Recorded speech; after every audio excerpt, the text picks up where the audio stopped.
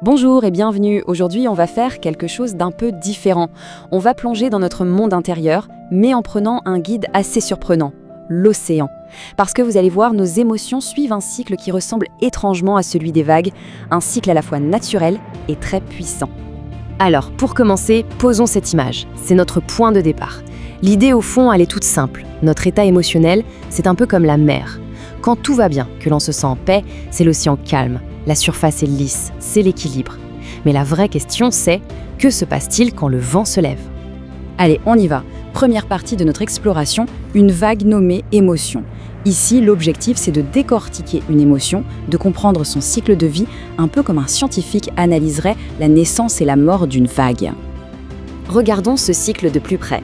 Tout part de la naissance, un déclencheur. Ça peut être un mot, un souvenir, un rien, comme une brise qui ride l'eau. Ensuite vient la houle. L'émotion commence à prendre de l'ampleur, à monter en énergie.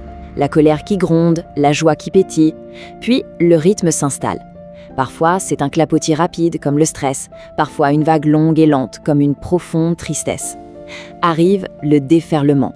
C'est le pic, le moment intense où l'émotion nous submerge. Et c'est là que l'étape suivante, l'absorption, devient cruciale. C'est le moment où l'on traite ce qui se passe, par la parole, par la respiration, comme la vague qui s'étale sur le sable. Et enfin, et c'est inévitable, le calme. L'océan retrouve son équilibre, tout comme nous. Ok, maintenant que le cycle de la vague est plus clair, on va aller un cran plus loin.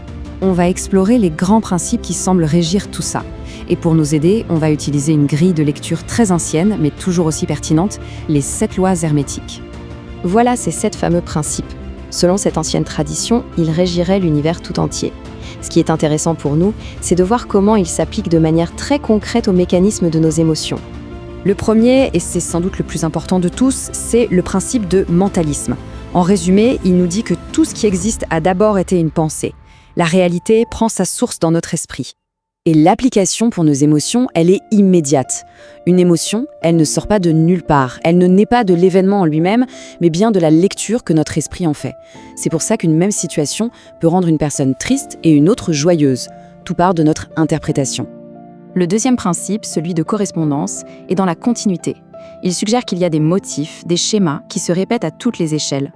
Autrement dit, notre monde intérieur et le monde extérieur fonctionnent un peu comme des miroirs. Et ça, on le voit tous les jours. Une anxiété qu'on ressent à l'intérieur, elle va se manifester physiquement par des épaules tendues, par exemple. À l'inverse, une paix intérieure, ça se voit sur un visage, ça se ressent dans nos relations qui deviennent plus fluides. L'intérieur et l'extérieur sont liés, c'est une certitude. Celui-ci nous rappelle une vérité fondamentale. Dans l'univers, absolument tout est en mouvement, tout est énergie. Rien n'est jamais vraiment immobile. Chaque chose, chaque pensée a sa propre fréquence vibratoire. Et nos émotions, bien sûr, ne font pas exception. Elles ne sont pas figées. Une émotion, ce n'est pas un bloc de béton. C'est vivant, ça vibre, ça palpite. Une joie peut être toute douce ou complètement exubérante. Une tristesse peut être légère ou très profonde. L'intensité change sans arrêt. Le principe de polarité, lui, est assez fascinant. Il nous explique que ce qu'on perçoit comme des opposés, en réalité, ce sont juste les deux extrêmes d'une même chose. Prenez le chaud et le froid. Ce ne sont pas deux choses différentes, mais 2 degrés sur l'échelle de la température. C'est pareil pour la joie et la tristesse. Ce ne sont pas des ennemis. Ce sont les 2 faces d'une même pièce, les 2 extrémités du même spectre émotionnel. Comprendre ça, c'est énorme. Ça permet de ne plus avoir peur des émotions dites négatives et de les voir simplement comme une partie nécessaire de notre expérience. Ce principe décrit les cycles qu'on retrouve partout dans la nature et dans nos vies. Il y a un flux et un reflux, des hauts et des bas. C'est comme le mouvement d'un pendule qui oscille d'un pôle à l'autre, sans jamais s'arrêter. Et là, on retombe exactement sur notre vague. Ce principe, c'est l'écho parfait de notre métaphore de départ.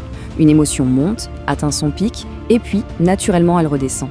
Essayer de bloquer une colère à son sommet, c'est aussi inutile que de vouloir empêcher la marée de descendre.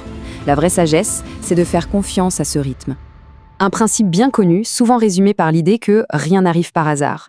Chaque événement, chaque pensée, chaque émotion est un maillon dans une longue chaîne de causes et de conséquences. Ça nous invite à devenir de véritables détectives de notre monde intérieur. Si on est irritable ce matin, la cause n'est peut-être pas la discussion qu'on vient d'avoir, mais plutôt l'effet d'une mauvaise nuit de sommeil. Et en comprenant la vraie cause, on peut agir bien plus efficacement sur les faits. On termine avec le dernier principe. Et attention, clarification importante. On ne parle pas du tout ici de genre biologique, d'homme ou de femme. On parle de deux énergies fondamentales et complémentaires qui existent en tout. Une énergie réceptive qu'on appelle féminine et une énergie active, dite masculine. Et pour vivre une émotion de manière saine, cet équilibre est absolument essentiel. Il faut d'abord un temps pour accueillir le sentiment, sans le juger, c'est la part réceptive, et ensuite un temps pour choisir comment agir, comment l'exprimer de façon constructive, ça c'est la part active. L'un sans l'autre, c'est le chemin soit vers la répression, soit vers l'explosion. Bon, toutes ces théories, c'est éclairant, mais la vraie question, c'est concrètement, au quotidien, on en fait quoi? Alors, passons de la compréhension à la pratique, avec un plan d'action simple et concret. Voici nos propositions, une sorte de feuille de route. Un parcours qu'on pourrait imaginer sur 12 semaines, découpé en 4 grandes phases. L'idée, c'est de développer progressivement une compétence clé pour apprendre à mieux naviguer dans cet océan intérieur. Pour chaque phase, un exercice clé. D'abord, la conscience. Juste essayer d'identifier la pensée qui se cache derrière l'émotion. Puis, l'acceptation. Quand ça arrive, on se connecte aux sensations dans le corps et on respire avec, sans chercher à changer quoi que ce soit. Ensuite, la navigation. On visualise cette fameuse vague et on la laisse suivre son cours naturel. Et enfin, la maîtrise. On dialogue avec l'émotion pour comprendre son besoin et on choisit ensuite l'action la plus juste. Et pour conclure, on boucle la boucle en revenant à notre image de l'océan. Cette phrase, au fond, elle résume tout. Peu importe l'intensité de l'émotion, peu importe la taille de la vague, rien n'est permanent. Chaque vague finit par retourner à ce tout bien plus vaste, à cet état d'équilibre. Je vais vous laisser avec cette question. Et si, au lieu de passer notre temps à construire des digues pour essayer de bloquer les vagues, l'objectif était tout autre? Et s'il s'agissait simplement de devenir de meilleurs surfeurs, plus agiles, capables de naviguer avec grâce sur les eaux parfois agitées de notre vie émotionnelle? Merci de votre écoute.